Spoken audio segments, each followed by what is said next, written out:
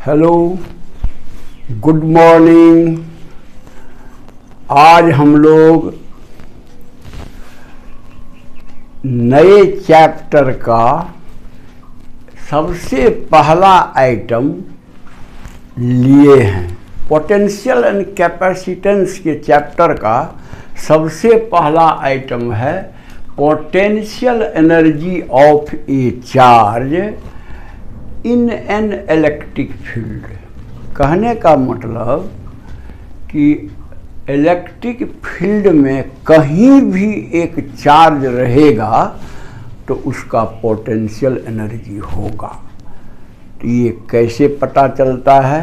तो ठीक है, देखिए, मान लीजिए एक चार्ज Q ये है, तो आप जानते हैं इस चार्ज के कारण चारों ओर स्पेस में इलेक्ट्रिक फील्ड होगा, चारों ओर स्पेस में। अब मान लीजिए कि एक टेस्ट चार्ज Q0 है जिसको हम इस इलेक्ट्रिक फील्ड में पॉइंट A से पॉइंट B तक लाते हैं बाय एक्सटर्नल फोर्स। क्यों?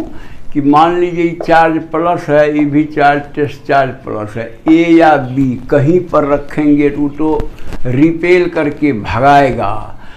तो हमको चार्ज की ओर लाने में, A पॉइंट से B पॉइंट की ओर लाने में हमको एक्सटर्नल फोर्स लगाना पड़ेगा। और वह एक्सटर्नल फोर्स कितना होगा? तो जिस पॉइंट पर चार्ज रहेगा उस समय जो इस चार्ज के कारण इलेक्ट्रिक फील्ड उस जगह होगा, वो जितना फोर्स उधर लगेगा उतना ही हमारा एक्सटर्नल फोर्स इधर उल्टा डायरेक्शन में चार्ज साइड में लगेगा। कहने का मतलब ये है कि हर हमेशा चूँकि इलेक्ट्रिक फील्ड बदलते रहेगा, जैसे चार्ज के नज़दीक में इलेक्ट्रिक फील्ड ज़्यादा होता है जो आप पढ़े हैं, और दूर होते होते वो घटते चलता है। तो अकॉर्डिंगली चार्ज पर भी जो इलेक्ट्रिकल फोर्स होगा फील्ड के कारण, वो दूर में कम होगा और नीचे की ओर चार्ज की ओर आने पर वो ज़्यादा होगा। तो हमको Q0 को A से B तक लाने में वेरिएबल फोर्स, एक्सटर्नल फोर्स लगाना पड़ेगा।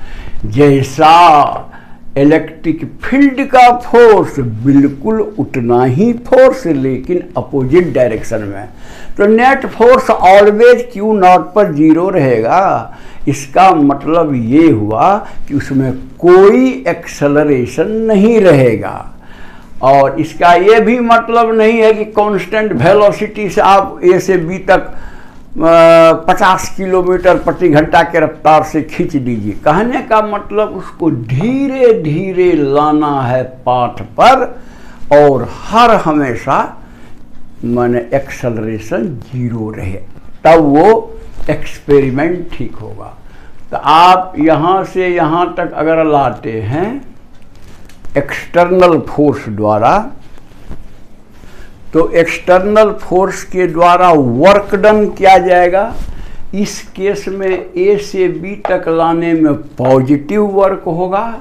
अगर A से उधर हम ले जाते तो एक्सटर्नल फोर्स को निगेटिव वर्क करना पड़ता। तो इधर आके पॉजिटिव वर्क कर रहे हैं। तो A से B तक लाने में जो पॉजिटिव वर्क हुआ, मान लीजिए उसको हम दिखाते हैं WAB से। इसको जान लीजिए, W वर्क हुआ A से B तक लाने में, ऐसे पढ़िएगा, A से B तक लाने में जो वर्क डन हुआ, वह वर्क डन जो है एक्सटर्नल फोर्स द्वारा इस चार्ज में स्टोर हो जाता है एज पोटेंशियल एनर्जी। हम जो एक्सटर्नल फोर्स द्वारा काम करते हैं क्यू नॉट को ए से बी तक लाने में, तो यहाँ तो पॉजिटिव वर्क हो रहा है, तो कहने का मतलब उतना वर्क जो है चार्ज में, चार्ज मतलब क्यू नॉट चार्ज में जब पॉइंट बी पर आएगा तो उतना वर्क उसमें स्टोर हो जाएगा, यानी उसका पोटेंशियल एनर्जी बढ़ जाएगा। तो इसका मतलब है कि potential energy at B minus potential energy at A equal to work done by external force in bringing the test charge from point A to B. ये बात बताता है कि इलेक्ट्रिक फील्ड पर, इलेक्ट्रिक फील्ड के अंदर में कोई भी चार्ज अगर रहता है तो उसका एक पोटेंशियल एनर्जी होता है, और दो पॉइंट के बीच पोटेंशियल एनर्जी का डिफरेंस जो होता है वह बराबर होता है एक्सटर्नल फोर्स द्वारा किया गया वर्क डन का, यानी work done equal to change in potential energy. इसीलिए ऐसा टाइप का हम लोग लिखे हैं। अब है देखिए, पोटेंशियल एनर्जी डिफरेंस का ही मीनिंग है। रहिए एक ये भी देख लीजिए, मैंने लिखा है the right side of this equation says that work done depends on the position of point A and B only and not on the path taken from A to B. This is because electric field is of conservative nature. यहाँ जो है work done depend करता है A और B का क्या position है, उसी पोजीशन पर वर्क डन डिपेंड करेगा। मान लीजिए A से B तक हम इस रास्ता से लाते हैं तो भी वर्क डन इतना ही होगा। इसका कारण ये है कि इलेक्ट्रिक फील्ड जो है वो कंजर्वेटिव नेचर का फील्ड होता है, इसलिए कंजर्वेटिव नेचर का वो फोर्स लगाएगा, और कंजर्वेटिव नेचर का जो फोर्स होता है वो पोजीशन पर डिपेंड करता है, not on the path taken, उसके द्वारा जो भी वर्क होगा। अच्छा, अब देखिए सेकेंडली क्या बात है। Secondly, the actual value of potential energy not physically significant. किसी पॉइंट पर क्या है पोटेंशियल एनर्जी, इससे कोई फर्क क्या पड़ता है। हाँ, डिफरेंस ऑफ पोटेंशियल एनर्जी जो होगा वो मीनिंगफुल है, वो बताता है कि कितना वर्क डन हुआ, तो वही पॉइंट है। अब है कि किसी पॉइंट पर पोटेंशियल एनर्जी जो है कैसे निकालें, तो यहाँ A से B तक Q नॉट को लाया गया। यदि Q नॉट को A पॉइंट अगर इन्फिनिटी पर हो, बहुत दूर हो, यानी वहाँ इलेक्ट्रिक फील्ड का इसका इलेक्ट्रिक फील्ड का कोई असर नहीं हो, तो कहने का मतलब उस समय पोटेंशियल एनर्जी जो होगा UA will be equal to 0, क्योंकि वहाँ पर तो कोई फील्ड काम ही नहीं करता है, 0 है इसका फील्ड। तो इसीलिए हम लोग जो है उस केस में इस इक्वेशन को कैसे लिख सकते हैं, तो UB minus 0 equal to W infinity to B।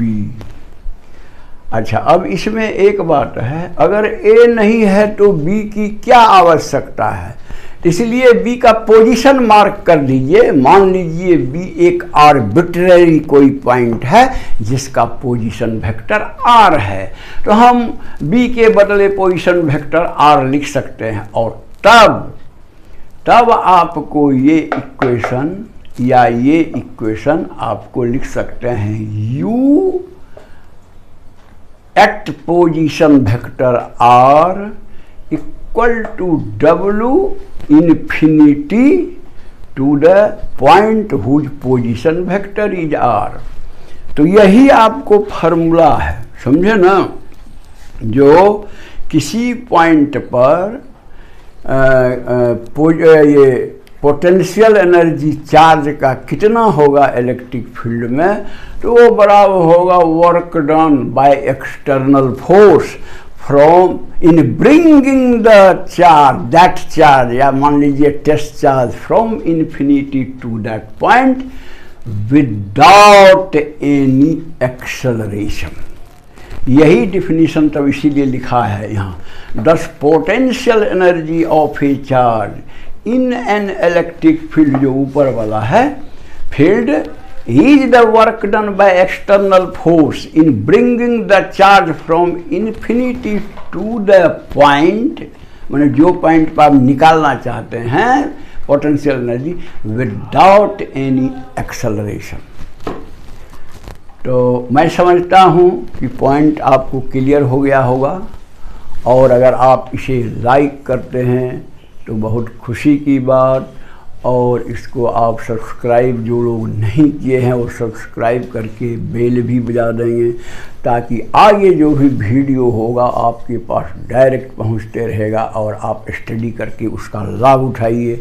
और दूसरे आदमी को भी आप, दूसरा बच्चा को भी व्हाट्सएप वगैरह से या जैसे हो समझा के कि हाँ ये अपोलो फिजिक्स का जो है जो डालना है उस पर, और जो टॉपिक खोजना है वो टॉपिक मतलब जो लिख के डायरेक्ट वो पढ़ सकते हैं। Okay, thank you.